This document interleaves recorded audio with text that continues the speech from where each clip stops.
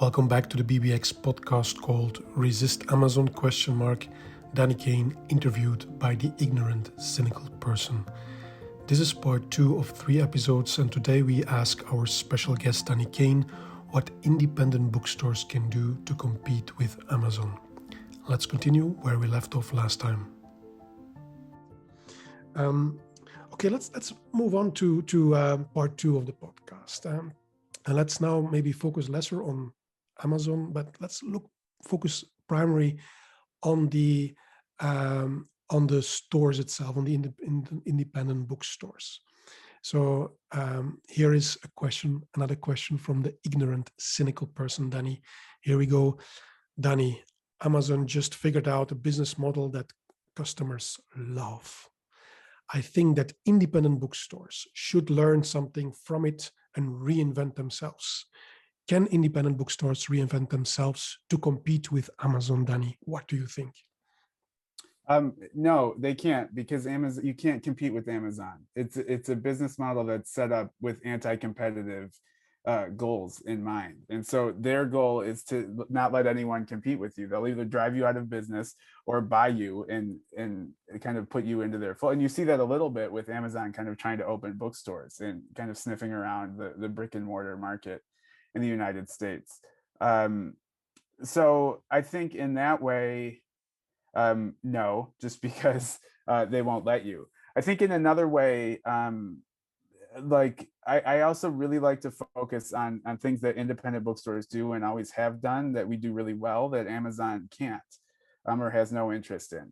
And that's a lot of the kind of invisible community work that's fostering and nurturing a local literary community, that's hosting events, that's partnering with local charities, that's creating a physical place that's welcoming and inviting and an enjoyable place to spend time in. Amazon doesn't want to do any of that. And so we double down on those in providing something that they can't. I'm not sure that's technically competing with them. I think we have a goal of making people buy books, and one of Amazon's many goals is making people buy books. So in some ways we compete a little bit. But Amazon is so big and anti-competitive. I think if a bookstore went in it with just the idea that we're going to compete with Amazon, that seems like an effort that's doomed to fail. But if you go into it thinking we're going to be a really good bookstore and we're going to do things that bookstores do very well, you might end up convincing some people to stop buying books on Amazon and start buying books from you. Mm-hmm. So that's interesting that you say it, because again, I personally love books, of course, and I love going to bookstores. I do it every week almost in many places in the world. Before the pandemic, I have the luck that I have family everywhere in the world, so I go to many bookstores. But here is also the thing. I think if we compete with Amazon, you cannot compete with the technology and with the pricing. I got that. But as you say, we can compete in what bookstores are good at or could be good at. But then one part of the bookstores, I go in there, people are not friendly. I feel annoyed when I ask them a question, give me the wrong information. And I'm saying that because I love to make YouTube episodes about bookstores, and I have several on my YouTube channel. But first, I visit them because I want to be honest to the Bold Books and Bones community. If I feature a bookstore, it should be really because it was a good experience.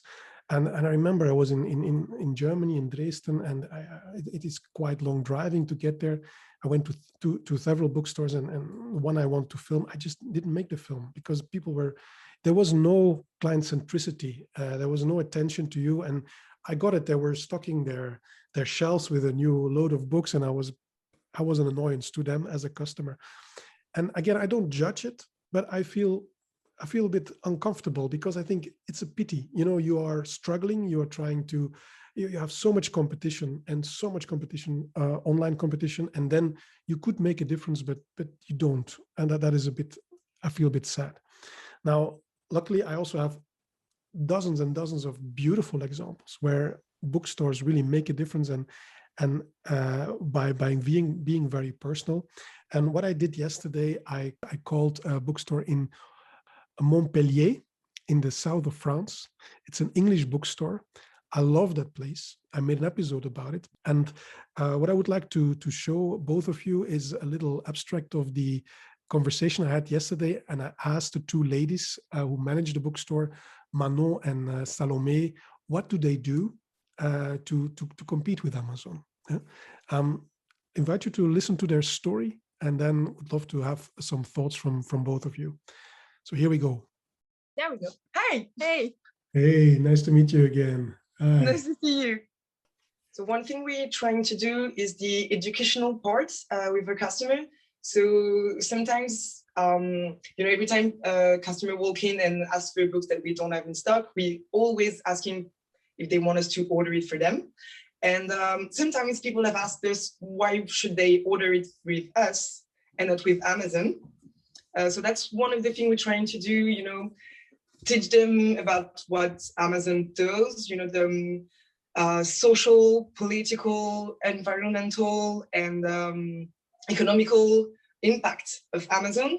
And that we are kind of the opposite of this. And something we like in a fun way, but which is also true that we like to tell them is that we pay our taxes in France, what Amazon doesn't. Another thing we try and do, it's how we select the books we have in store. We know our customers and we know what they like. So we always trying to find something that they will find interesting when they walk in the shop. So this is a big part of our job, finding the books for the customers we already know. What we could do, but we haven't done yet, is join the digital age, let's say that way. We don't have a website where you can buy books, but this is something we're working on and we'd like to have someday, because the current situation with the COVID and stuff, people were not going out and we're trying to get books directly to their place. So this is something we need to do. I don't know how it was in different countries, but here during the different lockdowns, the bookstores were able to work with click and collect. So people would order books by phone or by email and then come and collect them at the shop. That worked really well, and people realized that they don't need to go online to get something. So we love to work with young people and young adults. We have this book club for young adults that we started in 2017. That works really well, and we love this idea to be able to be in contact with those kids and to give them what we couldn't have at their age and what we'd love to have, and these moments with them where we can talk and exchange on a subject that we all interested about. We are also working a lot with all the English-speaking community of Montpellier and the areas, and we are part of like a whole friendship with all the other bookstores in Montpellier and areas also. So we are kind of a big family of bookstores, and we are trying to work all together in this. Like every bookstore in Montpellier will know that if a customer walks in and asks for a book in English, they will always tell them to come to our place, which is amazing. And we'll do the same when someone walks in not realizing this is an English bookstore. We'll always tell them, well, you can go to that place. Being this little family is really important, mostly because in Montpellier, we have a really important city center with many, many shops. And this is something that we really want to keep. I mean, Amazon is a problem for bookstores, but not only. You can find anything there. But you can also find all those things if you just go, I don't know, 200 meters in the next streets. And it's really important to keep those city centers alive, and all this exchange. That's something we really care about. They say something else maybe. The thing is that being a bookseller is not only about selling books, it's about getting to know people and getting to help them, and it's about creating a relationship with them. And this is the thing that Amazon can't bring to people, the fact that we exchange. the exchange, we as booksellers, we are not only just sellers, we can be therapists, we can be friends with our booksellers, we can be sometimes just like we can be in the middle of fights with families and help them solve their fights with a book. And so that's just a thing that is very great about the job, and that's It's a place of why exchange. and that's why we love it very much. It's not about selling books, it's about getting to know people and helping them in a way that they maybe didn't know they needed. Wonderful. Thank you so much, ladies. Well, Thank Hope to see you. Hope to see you See you. again soon. Have fun Bye. tomorrow with your interview and tell him that we really like what he does. Salome is all over his Instagram all the time. I've been following him on Twitter. I've been following the Raven bookstore for a while now, and I really, really appreciate what they're doing. Oh, perfect. I will definitely pass that to him. Thank you so much. Well, thank you, Leon. Bye-bye. Bye. Bye. Okay. So, Danny, you're a hit in France. Yeah, Yeah. nice to have. Now you know. yeah, these ladies are fantastic. If I summarize, so what did they say? First, informing the customers. I think that's about the difference between Amazon and them. This is one thing. That's a bit of a defensive strategy, but it is part of it, I think. And secondly, personal service to the customers. And that is why I love that store, Le Bookshop, it's called in Montpellier. The third thing is preparing to join the digital age. And they had now, a bit forced by the pandemic, a hybrid form is the click and collect. And that worked really good for them, but that was nice to see. And then a fourth one was being embedded in the local community. And I love what they did for the children's book club. So again, it is a French city with a lot of international people because it's a student city. But they have the book club goes is about Harry Potter books, but also about Black Lives Matters, about LGTB. They have a variety of things they do for kids, and they have a wonderful bookstore with a dungeon on the ground, a dungeon kind of style, very Harry Potter like. So I think kids love it, and they decorated a very nice place for kids. So I think that's brilliant community work what they do there. Then a fifth thing is the solidarity between the different bookstores in the area. I think that is a clever thing. And then the last thing, what Salome pointed out, is creating a personal relationship with the customers. It's not only about selling books, where they also want to differentiate themselves. So a bit of question to you both, but maybe starting with Danny. Is this the way forward for bookstores, or do you say that's not possible? What are your thoughts there? Well, I would like. It seems like a great place, and that's the book clubs and the community and the partnering with other bookstores. With all due respect, we've been trying to do that for 35 years since we opened. I think those are bedrock good bookstore strategies. And they're there. They're there. They seem to be okay. The Ravens here, we're doing okay.